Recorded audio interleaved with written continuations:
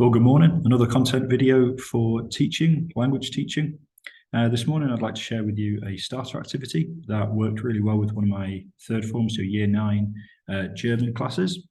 This bit here, we're doing Stundenplan, so timetable. And what I did is I brought the boys in really quickly, got them engaged in an activity. This is something that I'm trying to incorporate every week, every day into my lessons, that I get the boys in and I get them working on something straight away.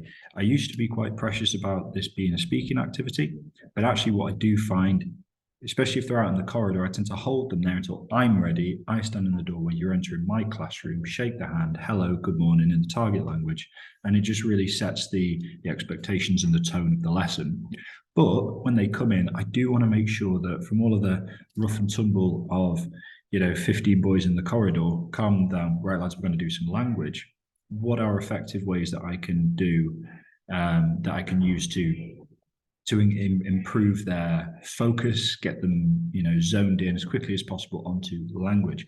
One of the ways that I want to use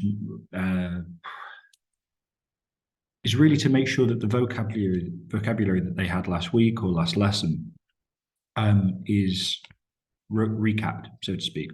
Sorry, I'm speaking off the top of my head, so apologies. And one of the ways that I want to do this is with very low-key vocabulary tests, or an opportunity for them to manipulate raw material, if you will, so chunks, infinitive verbs. German has adjectival endings. Adjectival endings. So if I give them an adjective, they actually still have something to do with it. You could give them pronouns, etc. And what I did is this here, with the activity, it's our activity in Uhrzeit. We've been doing time phrases. We've briefly touched upon timetable within the wider school topic. But we've also got the activities here. We've got 2 verbs, which are separable verbs, and I'd highlighted them and reminded them this is how you use them in a sentence. And we've also got a few nouns and activities from an earlier subtopic about daily routine and school, getting ready for school. And what I did, mini whiteboards, pens, right, lads, 2-3 minutes, timer's on the wall.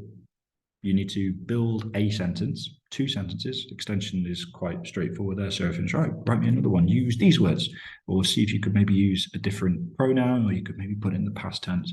And it worked really well because there was a need for a lot of teacher input. It established the learning context, if you will. We're in a lesson now. We're going to do some German. Here's the language that you kind of know and you've seen it, and we're going to start falling forwards. We're going to make mistakes with this in a good way. I'm going to give you some feedback, and you're going to make progress, and you're going to feel satisfaction that you have learned, and you've been able to build a sentence with words that 2 minutes ago were still a little bit unsure in your mind. And what we then had is share it with your partner. I was circulating, giving individuals some corrections, but it's also, right, check your partner's work, and then I'll come round. And so the partner correction worked well. And we're talking 3-4 minutes here for the starter activity, but the partner work helped pick up really low-key corrections, the kind that you're constantly reminding Timmy about. Timmy, it's I before E, for Lieblings. IE sounds like E, EI sounds like I. Little things that little ditties that I remind them of in German. But then when I came around, I was able to pick up on sort of more macro level mistakes, word order.